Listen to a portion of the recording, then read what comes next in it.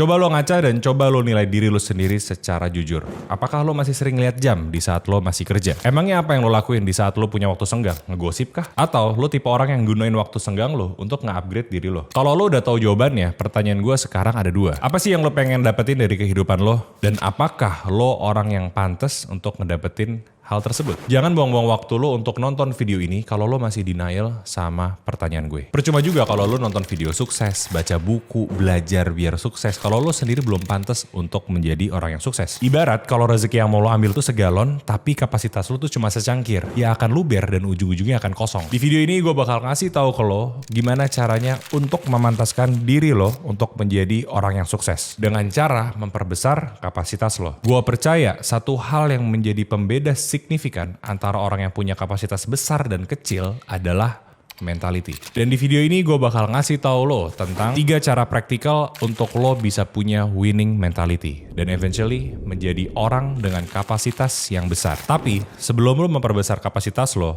harus tahu dulu apa saja hal yang membuat kapasitas lo masih kecil. Ibarat sebuah kapal, nggak bisa berlayar kalau jangkarnya belum diangkat kan. Lo pernah nggak sih punya teman atau kenalan yang kerjaannya tuh ngeluh terus? Orang-orang kayak gini biasanya ngerasa yang hidupnya paling susah. Setiap ada masalah, mereka merasa jadi korban. Nyalahin situasi lah, nyalahin orang lain lah, dan yang paling parah, bisa sampai ke titik nyalahin Tuhan. Nah ini bener-bener parah menurut gue, karena orang yang punya victim mentality adalah orang-orang yang tidak mau bertanggung jawab atas kesalahan yang mereka buat. Kalau kayak gini dampaknya bisa kemana-mana, dan dampak yang paling besar adalah tidak bisa berkembang. Ya gimana dia mau berkembang? Orang dia aja nggak introspeksi diri, boro-boro introspeksi diri, nyadar kalau dia salah aja enggak. Kalau lo punya teman kayak gini, lo harus hati-hati, karena bisa aja lo disalahin sama dia. Nah biar lo bisa lebih aware lagi, apakah lo punya teman yang punya victim mentality, atau diri lo sendiri yang punya victim mentality, gue akan ngasih tahu ke lo ciri-cirinya. Ciri yang pertama, orang yang punya victim mentality adalah orang yang suka menyalahkan orang lain. Orang-orang seperti ini selalu melihat dirinya menjadi korban. Ciri yang kedua, mereka suka menolak solusi atas permasalahan. Nah, kalau orang normal, mereka itu kan seneng kalau dikasih solusi. Mereka malah menganggap sebuah masalah itu nggak ada solusinya. Dan mereka biasanya menyimpulkan kalau ada masalah itu di luar kendali dan kontrol dia. Nah, victim mentality kan nyalahin orang-orang dan tidak mau introspeksi diri. Yang setelah ini gue bahas, ini cukup parah juga nih. Karena kalau lo punya mentality ini, lo bisa nggak melakukan sesuatu sampai lu tua nanti. Karena lu terlalu takut untuk melakukan hal yang baru. Kenapa takut melakukan hal yang baru? Ya karena takut gagal.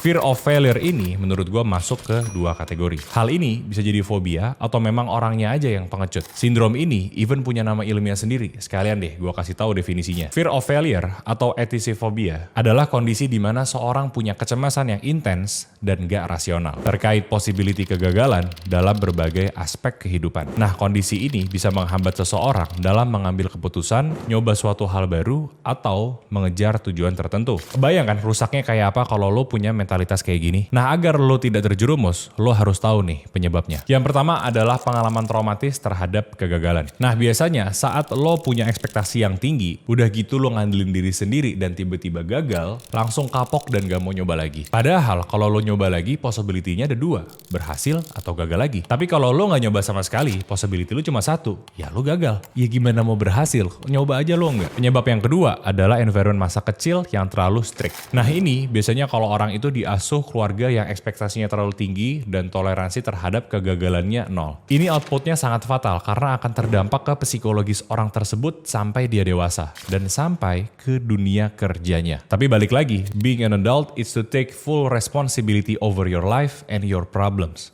Gak mandang bulu dan gak peduli salah siapa. Kalau masalah itu kebetulan ada di kehidupan lo, ya lo harus bertanggung jawab untuk nge-solve problem tersebut. Nah kalau itu kan problem yang dari lingkungan keluarga. Nah yang ketiga adalah problem dari lingkungan sosial. There is an old saying that say, show me your friends and I'll show you your future. Kita bisa melihat seseorang dari lingkungan sosial dan juga pertemanan dia. Nah kalau case di sini, orang yang punya lingkungan yang punya judgmental tinggi terhadap kegagalan. Dan karena tekanan itu datang dari lingkungan terdekat dia, orang ini jadi takut terhadap kegagalan. Nah di sini sebenarnya udah jelas. Kalau misalkan teman-teman lo pada ngejudge lo karena lo gagal melakukan sesuatu. Teman-teman lo bisa jadi kehidupannya ya gitu-gitu aja. Kenapa gue menyimpulkan kayak gitu? Karena orang yang gak pernah gagal adalah orang yang tidak pernah belajar. Kalau lo punya lingkungan yang kayak gitu, lo harus sadar kalau lo bisa kok dapet lingkungan yang lebih baik dari itu. Lo harus beneran nyari dan lo harus tingkatin juga value lo. Nanti lo juga bakal ketemu kok sama lingkungan yang lebih baik. Ketakutan yang berlebihan akan kegagalan itu sebuah problem yang besar. Tapi percuma kalau lo berani tapi lo nggak niat. Semangat nih cuma beberapa hari, abis itu lo loyo. Takaran lo niat atau enggak itu bisa diukur dari dua hal, yaitu disiplin dan fokus. Coba lo jawab pertanyaan gue deh, gimana caranya lo bisa achieve sesuatu kalau lo tuh nggak fokus dan nggak disiplin? Gak usah muluk-muluk deh, misalnya lo mau nurunin berat badan lo 20 kilo, tapi lo nge-gym sebulan cuma 3-4 kali. Lo nggak bakal bisa achieve sesuatu kalau lo tuh nggak disiplin. Di zaman semua serba instan dan banyak distraksi, fokus dan disiplin itu jadi hal yang sangat langka. Even ada beberapa research yang nunjukin bahwa dengan adanya kemajuan teknologi dan informasi yang bisa diakses dengan cepat mempunyai dampak yang signifikan terhadap kapasitas orang untuk fokus. Lo bayangin aja, attention orang on average itu cuma 8 detik loh. Abis itu langsung alihin attention ke hal lain. Kalau lo bisa ngerjain satu task dalam 30 menit, itu lo bisa menjadi orang yang sangat powerful. Nah, untuk bisa punya kapasitas fokus yang baik, lo harus punya disiplin yang kuat. Ini ada research yang menarik dari Duckworth and Seligman. Mereka menemui bahwa self-discipline itu lebih baik dalam prediksi kesuksesan akademik dibandingkan IQ. Hal ini nunjukin kalau disiplin itu punya kontribusi yang sangat besar dalam mempertahankan fokus dalam belajar dan dalam hal apapun. Nah sekarang gue mau lo jujur sama diri lo sendiri. Lo punya nggak salah satu dari 3 traits yang tadi gue sebut? Apa jangan-jangan lo punya 3-tiganya nih? Nah apapun jawabannya, di video ini gue bakal ngasih ke lo antidotnya. Berupa 3 mentality traits atau winning mentality yang dipunyai sama orang-orang sukses dan jujur. Mentality ini yang ngebuat gue bisa terus maju dan berkembang secara eksponensial. Dari gue ngejalanin usaha sendiri sampai bisa hire puluhan karyawan, dari yang punya income di bawah UMR sampai punya net worth miliaran. Dan winning mentality pertama yang gue terus lakukan adalah positive mental attitude. Udahlah, semua orang yang menjalankan hidup udah tahu hidup itu pasti punya banyak masalah. Dan satu-satunya cara untuk menghadapi masalah, ya lo harus hadapin. Bukan malah dihindarin atau lo abaikan gitu aja. Lo harus ingat, problems ignored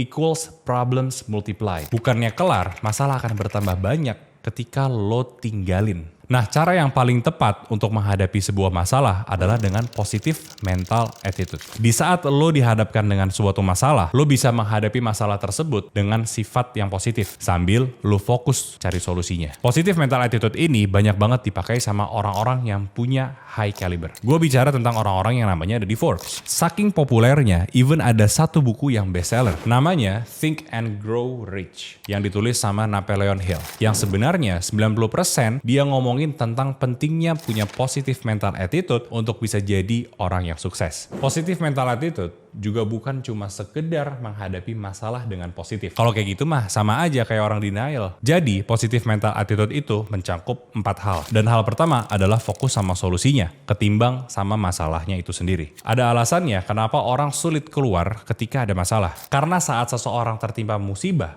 mereka cenderung reaktif dan bukan responsif. Apa sih bedanya reaktif dan responsif? Kalau reaktif, orang tuh langsung melakukan reaksi tanpa memikirkan jangka panjangnya. Biasanya orang yang reaktif itu impulsif dan emosional. Mereka marah dan panik dan ujung-ujungnya membuat keputusan secara cepat dan tentu pasti kurang matang. In other words, fokusnya lebih menanggapi situasi secepat mungkin tanpa mikirin konsekuensi jangka panjangnya. Tapi kalau responsif, dia berpikir dulu sebelum bertindak. Mereka nggak langsung bereaksi secara emosional. Mereka mikirin opsi yang ada dan cenderung mengambil keputusan yang lebih wise. Nah, aspek positive mental attitude yang kedua adalah bisa beradaptasi terhadap perubahan. Di dunia yang serba tidak pasti, menurut gua perubahan itu pasti terjadi. Ya kalau kita nggak adaptasi, ya kita bakal punah. Salah satu contohnya di bisnis F&B adalah brand Texas Chicken Indonesia. Jadi buat yang nggak tahu, Texas Chicken itu bagian dari jaringan yang namanya Global Church Chicken yang pernah beroperasi di Indonesia bersaing langsung sama KFC dan McDonald's. Tapi brand ini akhirnya menutup semua gerainya di Indonesia tahun 2023. karena mereka kurang diferensiasi dari kompetitor. Texas Chicken punya ayam goreng yang mirip sama KFC dan McDonald's tanpa punya unique selling point yang lain. Akhirnya, ya mereka nggak punya pelanggan setia. Selain itu, Texas Chicken Indonesia juga kurang beradaptasi sama selera lokal. Sedangkan brand kompetitor,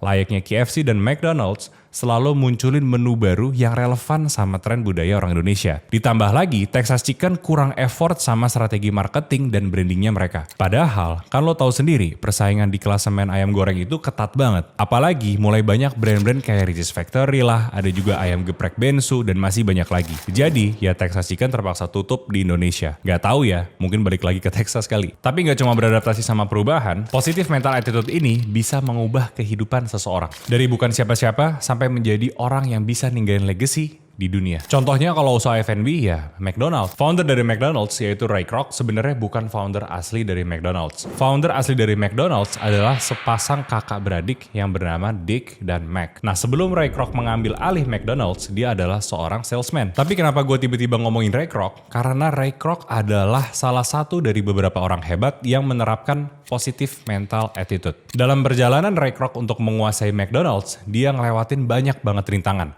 Waktu itu bahkan dia hampir kalah melawan McDonald's Brothers. Tapi bukannya menyerah, dia berhasil ngumpulin 2,7 juta US dollar sampai akhirnya Ray Kroc berhasil membeli hak atas McDonald's. Dan gak cuma dibeli, tapi Ray Kroc juga berperan penting dalam berkembangnya McDonald's. Tanpa dia, mungkin McDonald's nggak ada di Indonesia. Karena dialah yang membuat sistem bisnis McDonald's dari restoran fast food biasa sampai punya sistem bisnis yang berbasis real estate. Which means dia nggak cuma dapat uang dari penjualan burger, tapi dia juga dapat dari kepemilikan properti. Positive mental attitude itu memang membuat lu kuat dalam menghadapi sebuah masalah. Gue pun juga ngerasain kok. Saat bisnis gue lagi down dan performance tim gue lagi turun, gue sendiri yang turun tangan. Ngobrol one-on-one sama tim gue, dan output dari situ performance penjualan juga meningkat. Atau di saat gue jadi tukang bersih-bersih di Natuna, gak ada tuh gue ngeluh-ngeluh. Gue fokus cari solusi gimana caranya gue dapat income tambahan.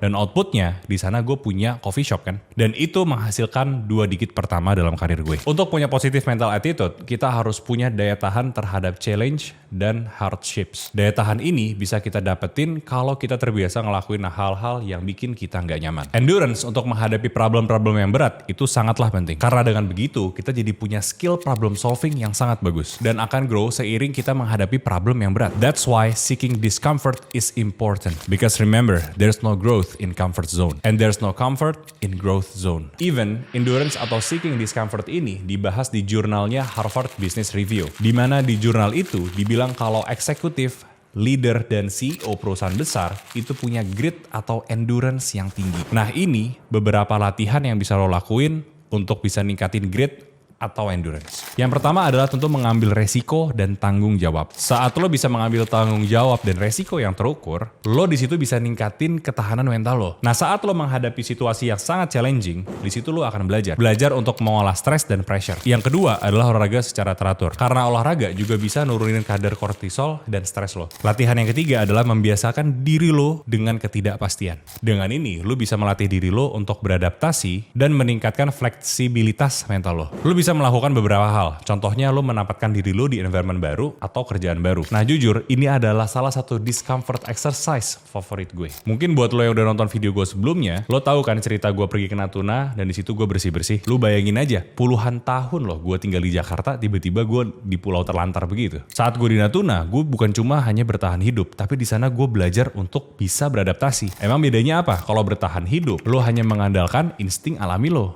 untuk menghadapi bahaya yang ada di depan mata lo. Dan biasanya itu nggak bertahan lama. Tapi kalau lo beradaptasi, lo menyesuaikan diri lo dengan environment lo. Dan ada suatu hal yang lo rubah. Dan biasanya hal ini lebih sustain. Contoh atau analoginya seperti ini. Anggap lo ada di sebuah tempat yang dingin. Lo perlu menghangatkan diri dong. Makanya lo masuk ke dalam goa. Itu namanya lo bertahan hidup. Tapi kalau lo beradaptasi, lo di situ membuat api unggun. Nah kalau konteksnya saat gue di Natuna, gue beradaptasi dengan cara mempelajari lingkungan dan behavior orang-orang di situ. Di Natuna, orang-orangnya itu pada suka jajan. Karena banyak turis di situ. Dan akhirnya gue bikin kedai kopi kecil di situ. Dan Dan dari tempat kopi yang kecil itu, gue berhasil mendapatkan 2 digit pertama gue dalam karir gue. Kalau waktu itu gue cuma bertahan hidup, ya gue cuma jadi tukang bersih-bersih. Cukup sih buat gue makan dan hidup, tapi gue gak akan bisa menjadi sebesar sekarang. Nah, poin yang ketiga ini sangatlah penting. Tanpa hal ini, semua usaha lo bakal sia-sia. Mau lo seek discomfort atau berusaha menerapkan positive mental attitude, semuanya akan berantakan tanpa satu hal ini. Saking powerfulnya hal ini, even a bad execution will have a great output. Orang bodoh pun bisa berhasil kalau dia punya satu mentality ini. Dan hal ini adalah konsistensi. Banyak orang bilang ada 2 hal yang paling sulit dikuasai di hidup ini. Yang pertama adalah konsistensi dan yang kedua adalah disiplin. Ini sama sekali bukan rocket science dan formula khusus. Kalau lo bisa konsisten, lo udah setengah jalan untuk mendapatkan kemenangan. Because consistency beats talent, good intention, even quality. Karena dengan konsistensi, lo bisa ngebentuk kebiasaan yang positif, ningkatin produktivitas dan memperkuat disiplin. Dan semua hal itu berkontribusi sama pencapaian tujuan jangka panjang semua orang. Pastinya ya termasuk lo. Nah, ada alasannya kenapa gue bilang konsistensi itu adalah hal yang sangat sulit. Ada satu teori namanya The Valley of Despair Theory. The Valley of Despair itu sebenarnya teori tentang kurva pembelajaran. Istilah ini menggambarkan fase di mana seseorang ngerasa putus asa dan gak kompeten setelah menyadari kesulitan suatu tugas atau skill baru. Nah, ada 4 fase yang semua orang bakal lewatin. Kurang lebih kurvanya kayak gini. Yang pertama adalah peak of Mount Stupid. Di fase ini awalnya seseorang merasa percaya diri. Abis itu dia memahami konsep dasar suatu kerjaan tanpa menyadari kesulitan yang sebenarnya. Nah, semakin dia mendalami hal tersebut, dia akan perlahan masuk ke fase Valley of Despair. Di mana saat seseorang benar-benar kehilangan confidence, saat itu dia menemukan sebuah tantangan yang sulit. Dan karena tantangan itu ngebuat dia merasa tidak kompeten. Di titik ini, mental seseorang benar-benar bakal diuji. Biasanya banyak godaan mulai muncul. Misalnya, banyak teman-teman atau lingkungan dia nyuruh dia untuk nyerah lah, untuk quit, ada nawarin pekerjaan yang lebih mudah dan lain sebagainya. Tapi ketika dia coba untuk push lagi dan dia melakukan itu dengan konsisten, dia akan masuk ke fase yang namanya slope of enlightenment. Nah, di fase ini dia mulai latihan dan belajar dengan konsisten. Sampai akhirnya knowledge dan pemahaman dia bertambah. Dan kalau dia masih konsisten dan berprogres, dia akan masuk ke fase plateau of sustainability. Fase di mana seseorang mulai jago dalam melakukan sebuah hal. Ibaratnya ya udah di luar kepala lah. Nah, hubungannya antara teori ini dengan yang namanya konsistensi itu benar-benar sangat erat. Karena tanpa konsistensi, seseorang bakal nyerah saat dia sudah masuk ke Valley of Despair. Di video pertama gue ngebahas tentang menyerah atau pivot kan. Nah, ini menurut gue menarik banget untuk dibahas lagi. Topik ini sangat nyambung. Banyak orang